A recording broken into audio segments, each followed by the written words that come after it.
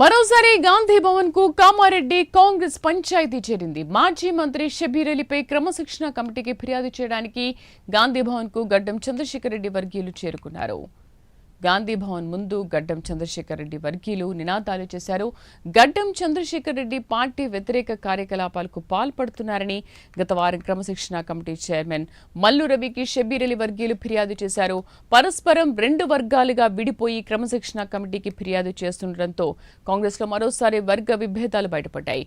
Kamareddy CM Revanth Reddy పోటీ చేసిన నియోజకవర్గం కావడంతో నేతల పంచాయతీ హాట్ టాపిక్ గా మారింది. మా కరెస్పాండెంట్ అజీం పూర్తి సమాచారం అందిస్తారు. అజీం, అసలు ఏంటి గాంధీ భవన్ లో ఏంటి రచ్చ? కామారెడ్డి కాంగ్రెస్ పంచాయతీ గాంధీ భవన్కి మరోసారి చేరింది. ఇటీవలే ఆదివారం పూట ఏదైతే క్రమశిక్షణ కమిటీ సమావేశం నిర్వహించినప్పుడు కూడా కామారెడ్డికి సంబంధించిన కాంగ్రెస్ నేతలు ఏదైతే షబ్బీర్ అలీ, మాజీ మంత్రి షబ్బీర్ అలీ వర్గీయులు కూడా ఏదైతే గాంధీ భవన్కు వచ్చి క్రమశిక్షణ కమిటీ చైర్మన్ మల్లు రవికి గడ్డం చంద్రశేఖర్ రెడ్డి మీద ఫిర్యాదు చేయడం కూడా జరిగింది. గడ్డం చంద్రశేఖర్ రెడ్డి పార్టీ సీనియర్ నాయకుడు షబ్బీర్ అలీని ఉద్దేశిస్తూ ముసలి నక్క అనుకుంటూ మాట్లాడమే కాదు, అలాగే పార్టీకి సంబంధించినటువంటి వ్యతిరేక కార్యక్రమాలకు పాల్పడుతున్నారని చెప్పి కూడా పూర్తి స్థాయి ఏదైతే పేపర్స్తో రిప్రజెంటేషన్స్తో వచ్చి మల్లు రవికి ఏదైతే కంప్లైంట్ ఇవ్వడం కూడా జరిగింది. దీనిపై మల్లు రవి అప్పుడే మాట్లాడడం కూడా జరిగింది. ఏదైతే కమిటీ గడ్డం చంద్రశేఖర్ రెడ్డికి షోకాజ్ నోటీస్ ఇవ్వాలని చెప్పి నిర్ణయించిందని చెప్పి కూడా మీడియా ముఖంగానే మల్లు రవి ఆ రోజు చెప్పడం కూడా జరిగింది. సో అంటే అక్కడితో ఈ పంచాయతీకి సంబంధించి ఏదైతే ముగిసిపోయింది అనుకున్నాం, కానీ ఈ రోజు మరోసారి గాంధీ భవన్కి కామారెడ్డి కాంగ్రెస్ సంబంధించిన నేతలు గడ్డం చంద్రశేఖర్ రెడ్డికి సంబంధించిన వర్యులు ఏదైతే గాంధీ భవన్కి చేరుకుని మాజీ మంత్రి షబ్బీర్ అలీపై క్రమశిక్షణ కమిటీకి ఫిర్యాదు చేయడానికి కూడా వచ్చినట్టు కూడా వారు ఏదైతే చాలా స్పష్టంగా చెప్పారు. ఇక రేవంత్ అన్న నాయకత్వం, మహేష్ అన్న నాయకత్వం వర్ధిల్లాలి, గడ్డం చంద్రశేఖర్ రెడ్డి నాయకత్వం వర్ధిల్లాలి అనుకుంటూ కూడా గాంధీ భవన్లో పెద్ద ఎత్తున నినాదాలు చేస్తున్నారు. సో మల్లు రవి కొద్దిసేపటి క్రితమే ఏదైతే గాంధీ భవన్ కూడా చేరుకున్నారు. మల్లు రవికి వారి కంప్లైంట్ సంబంధించినటువంటి ఫిర్యాదు కూడా ఏదైతే చేస్తున్నారు. సో పరస్పరం రెండు వర్గాలుగా విడిపోయి కామారెడ్డి మొత్తం కూడా రెండు వర్గాలుగా చీలిపోయిందని కూడా చెప్పుకోవచ్చు కాంగ్రెస్ పార్టీకి సంబంధించినటువంటి.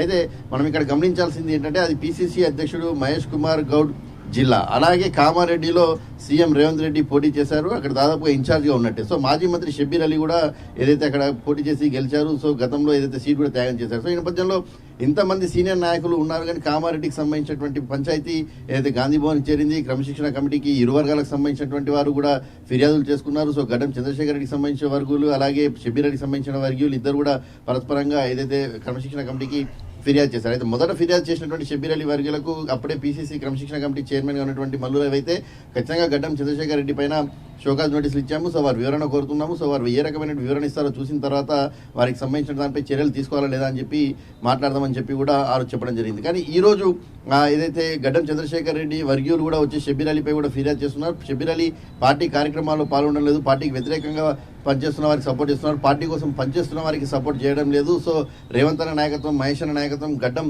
చంద్రశేఖర్ రెడ్డి నాయకత్వం వర్ధిల్లాలని చెప్పుకుంటూ కూడా గడ్డం చంద్రశేఖర్ రెడ్డికి సంబంధించిన వర్గీయులందరూ కూడా గాంధీ భవన్కి చేరుకుని ఏదైతే మల్లు రవికి అయితే కంప్లైంట్ ఇచ్చారు. మరి కాసేపట్లో మల్లు రవి కూడా మీడియాతో మాట్లాడి దీనికి సంబంధించిన అంశాలు కూడా తెలియజేస్తారు. సో ఏది ఏమైనా కామారెడ్డి కాంగ్రెస్ పంచాయతీ గాంధీ భవన్కి చేరుకుంది. రెండు వర్గాలకు సంబంధించిన వారు కంప్లైంట్ ఇచ్చుకున్నారు. మరి దీనిపై క్రమశిక్షణ కమిటీ ఎలా ముందుకెళ్తుంది, ఎవరిపై యాక్షన్ తీసుకుంటుంది, సో ఎవరిది నిర్ధారణ చేస్తుంది, ఎవరు పార్టీకి వ్యతిరేకంగా పనిచేస్తున్నారు, ఎవరు పార్టీలో సీనియర్ నాయకులకు విలువకుండా మాట్లాడుతున్నారు, ఎవరు పార్టీ కోసం పనిచేసే వారికి విలువిస్తున్నారు అనే అంశాలను కూడా తేల్చి కూడా క్రమశిక్షణ కమిటీ ఒక నిర్ణయం తీసుకుంటుంది. సో వచ్చే ఆదివారం లేదా సోమవారం కూడా క్రమశిక్షణ కమిటీ భేటీ అయ్యేటువంటి అవకాశాలు కూడా ఈ అంశంపై మనకు కనిపిస్తున్నాయి. Sridevi. Right Azeem, thank you.